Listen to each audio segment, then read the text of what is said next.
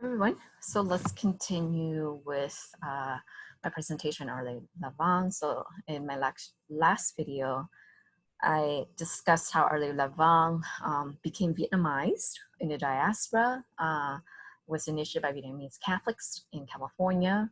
And I argue that Lavang is distinctly different from a lady of Vietnam who represent multiculturalism, whereas Lavang represent diasporism within the Vietnamese Catholic community. So in the next part here, I will explain to you why and how Lavang becomes, to symbolize diasporism among Vietnamese refugees. In particular, how does she facilitate that diasporic ties? So first here, I will look at how she facilitates diasporic ties through movements and memorialization. So Vietnamese Catholics have been, persecuted multiple times throughout history in Vietnam.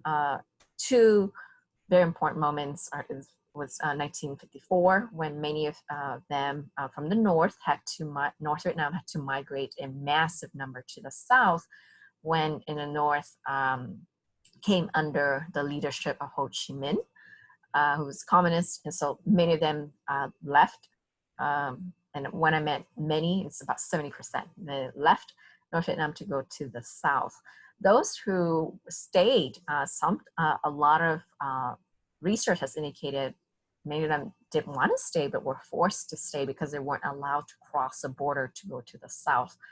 And so that was a major event in the history of Vietnamese Catholics, as well as 1975, when South Vietnam to communism, and as a result, many Vietnamese in general, but particularly religious groups and those who fear for the persecutions, other groups such as politicians or families that have ties to any forms of any kind of relationship with the South Vietnamese government. So many fled, and there were different waves, including the boat waves. Many fled on boats, risking their lives. More than 50% of them died. Regardless, they risked their lives in order to flee South Vietnam after the fall of Saigon to communism. So through Our Lady of Lavang, she was able to, so as I mentioned, she was Vietnam, she was Vietnamized in California, the idea for her, and then she was imported to South Vietnam, to Lavang in particular, and where she was validated, because that's where Lavang is located. So the Archdiocese of Lavang validated her and her Vietnamese image, so she's now Vietnamese and not European. And that image of the Virgin Mary, of Our Lady of Lavang, became exported to the rest of the world, particularly areas that has large or significant numbers of Vietnamese Catholics. So here is a picture of a couple from Germany, and they were in Orange County to receive one of the statues of Our Lady of Lavang. These statues have been blessed by Pope John Paul II in Rome, and each statue were given to different continents, and then each statue would travel throughout that continent to different Vietnamese Catholic refugee communities. So here, this couple is from Germany. They're representing Vietnamese Catholics in Europe. They came to Orange County to receive one of these statues. I thought that was just amazing, right? Just clear. I hope this shows you that it's Our Lady of Lavang that Vietnamese Catholics all over the world come to be united to each other, through her, right? So here again, in a picture of them with a priest in Orange County, right here they are receiving a statue of Our Lady of Lavang. And based on my own research, I've traveled quite a bit around the world to look for Our Lady of Lavang, including here in Japan, in the Philippines. As you can see here in this article, indicates Our Lady of Lavang is now embraced by Filipinos. as patroness of Cristo Princesa and Apollo. And as some of you know, the Philippines has a very large number of Catholics, upward of 90% or more Filipinos are Catholics. It's intriguing, right, isn't it, that they would adopt a Vietnamese version of Virgin Mary as part of their faith and practices as well. So, here is a brochure of an event in Germany. As you can see, here's Our Lady Lavang, and so she is definitely embraced there, as I hinted earlier, of that couple from Germany going to California to receive statue of her. So she's definitely very popular in Germany and throughout Europe. And here she is in Israel, and that's me in Israel. This is a statue of her, right, in the Holy Land. It's specifically Abu Ghosh. And this is plaque here shows you the people who were involved in this project of building and supporting a project of having a statue of Our Lady Lavang in Israel. So as you can see, many of them are Vietnamese names, but pay attention to the different cities or countries are represented, right? So here you can see California, Israel, Australia, Washington, Israel again, Philadelphia, Anaheim, Atlanta, and so on, right? So the whole point of showing this to you is just to show you, an evidence that the Vietnamese Catholic diaspora is really united together through Our Lady of Lavang, right? So, and why is that so important? Well, it's through her that they come together. Remember, they're refugees, they're dispersed throughout the world, very isolated from each other, but it's through her that they come together. And so here's a representation, a picture of the community at Marion Day in Carthage, Missouri, which is a tiny community. From what I vaguely recall, the local population is like 70,000 people, perhaps. It is a very small city, in the Midwest. And but on that day, up to 80,000 people, Vietnamese Catholics, as well as Vietnamese of different religious backgrounds from different coasts, would drive or fly in and meet each other in Carthage, Missouri. And in recent years, I would say 10, 15 years, increasingly, people from Vietnamese from other countries are able to come to this special day as well.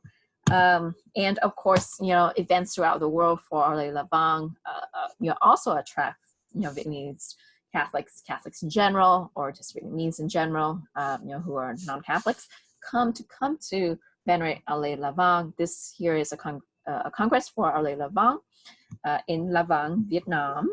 And so it's through events for her that people come together, particularly Vietnamese Catholic refugees, but it's also through construction of parishes and other sites in her honor. Here, in California, recently in Santa Ana, a new parish was built for her and named after Our Lady of Lavang. In Washington, D.C., a Basilica of the National Shrine of the Immaculate Conception, there is an altar for her. And when I was there, I was really impressed that I met, several young Vietnamese folks there. And I asked them, what brought you here? And of course, it's Our Lady Lavang. But, they flew all the way from California. I was like, wow, what a commitment.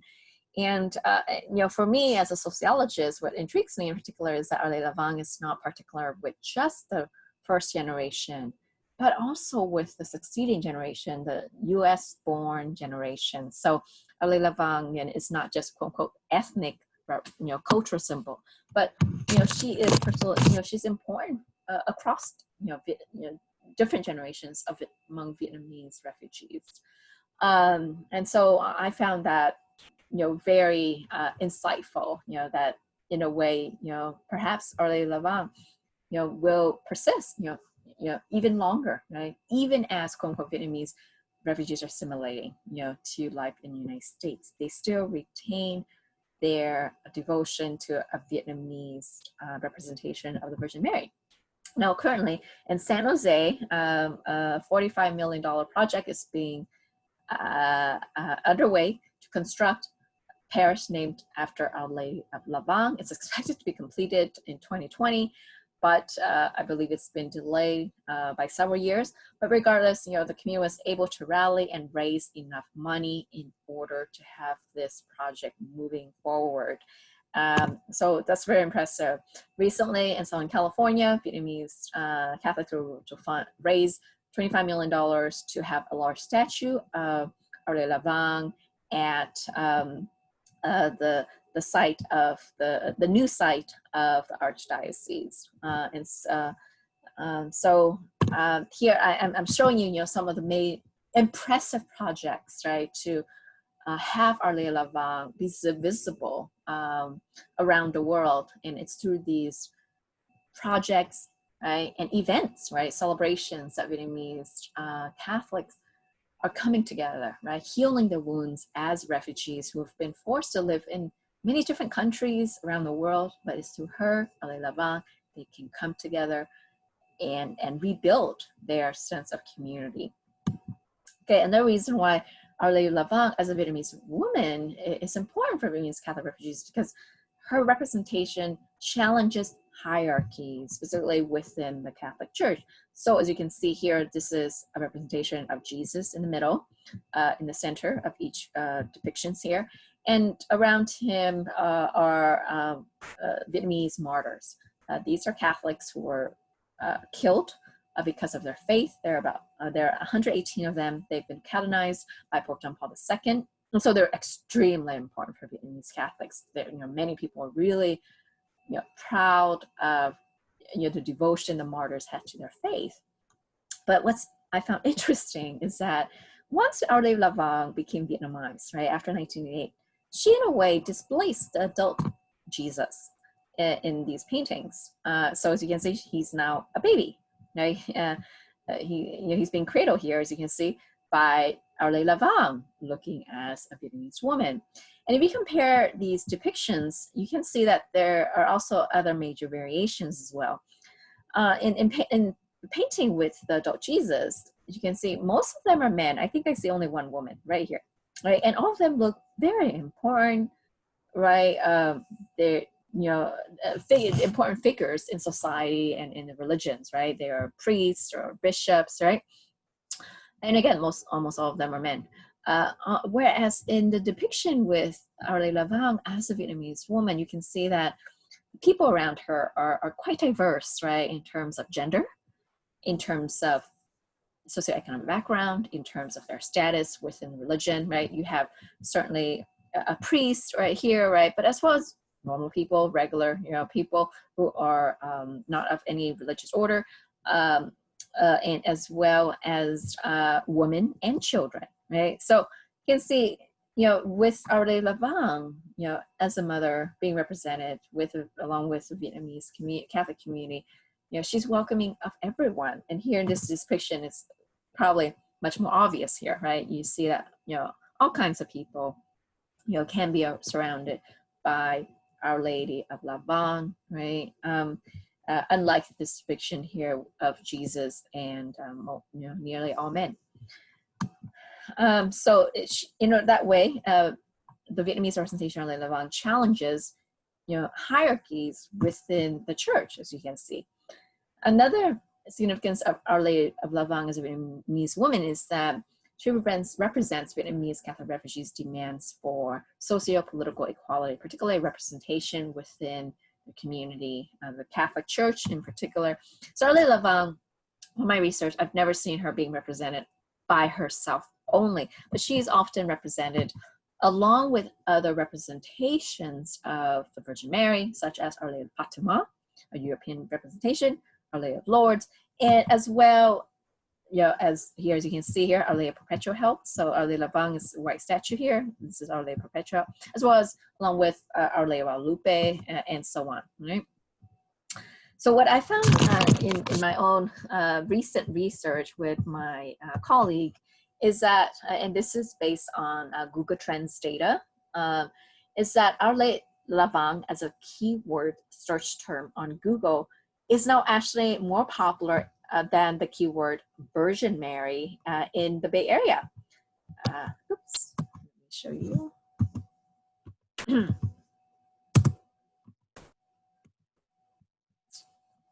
Not sure what next. Okay, so the finding is that there's a negative and significant coefficient for LA Lavang on the prediction Virgin Mary for San Francisco, Oakland, San Jose metro area. Again, what that means is that, you know, the keyword LA Lavang has substituted the keyword Virgin Mary, at least based on Google Trends data for search for data collected about the Bay Area. Isn't that interesting, right? So it shows you, right, that, you know, in some way, LA Lavang is increasingly more more well known.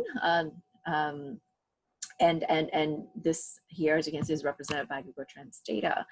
And so the way I interpret this is that Vietnamese Catholics want people to know that, you know, first of all, they're also Catholics, meaning they're Vietnamese and Catholics, and that their unique form of Catholicism includes their experiences as refugees, as martyrs, right, and as being forced to be, you know, to leave their homeland, and that now they're trying to preserve that history, their experiences through Our Lady of Lavang. Okay, so some concluding thoughts. So I hope that I've shown you that there's this migration of Our Lady of Lavang around the world, right? Starting, you know, with the idea in California, she became Vietnamized. Lavang in Vietnam, all right, validated the Vietnamese representation of Our Lady of Lavang. You know, that representation replaced the European version, and now the Vietnamese representation of Lavang has been exported throughout the world.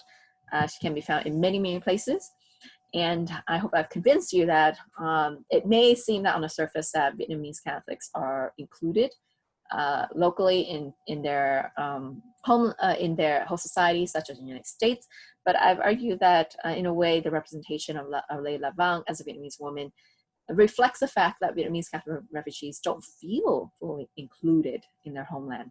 I'm sorry, in their host societies. They've been excluded and marginalized, and that's why they've come together vigilantly to mobilize, you know, the re-representation of their faith, right, through Our Lady of Lavang as a Vietnamese woman, and then now exporting that representation throughout the world, having a lot of places built and named after her, right, and attending celebration, festivals, ceremonies that are meant to be for her. And it's also through these events, it brings the Vietnamese refugees from all around the world together, you know, healing the wounds of displacement, you know, of the fact that their history are marginalized. I hope I've also shown you how, you know, through Vietnamese Catholic practices around the Our Lady of Lavang, that Vietnamese are forming a diaspora. They're becoming global, they're connected to each other, while also, of course, locally adapting to their host societies. And I hope I show you that for them, at least, you know, Catholicism is not a backdoor to whiteness. You know, it's through religion. You know, even though they're Catholics, you know, they, you know, have not been fully included, and it's only through the Virgin Mary as a Vietnamese woman, in the case of Our Lady Lavang, that they can reassert themselves as a faithful within Catholic faith, as well as within American society, and also globally as well, being connected as a diaspora. And here, my colleagues and I recently published a working paper on Our Lady Lavang, search for her with the use of a tool, online search tool. And you may read more about this by going through this link here, and it's in the Proceedings of International, and I think AI stand for American Association for Artificial Intelligence. So it was a really cool project for me, working with my computer scientist colleagues. Oops, excuse me. And so this paper here shows you again, right, through Google search results, we see that she, our Lavang is truly global. Her presence is throughout the world. And this idea of her being present throughout the world shapes the diaspora, particularly the Vietnamese Catholic refugees diaspora. And so this, our public active conversation about diasporas is increasingly much more widely discussed, much more, whether it's in non-academic journals, such as The Economist, or in academic books, right? The term diaspora is now increasingly recognized as the ways in which people around the world are connected to each other across borders, and they're not simply just integrating or assimilating into their whole societies, to their local societies. And here, the term, just to further demonstrate that point, the State Department recently created the International Diaspora Engagement Alliance, in order to trace these cross-border international networks that are not simply tied to just within the national context. They're crossing borders. So what does that mean, right, for the nation states? Now that there are communities that are formed, based on different forms of affinities, where there's religion, ethnicity, right? And these communities are transversing national borders, right? Their loyalties is no longer just to a nation state, but to each other across borders. All right, so I hope that sparked some ideas, interesting thoughts for you guys. And this is the end. And by the way, just want to say something before I stop the recording, is that I'm still researching Ale Lavang. So if you guys have any interesting thoughts or ideas for me, I'd be delighted to hear from you guys.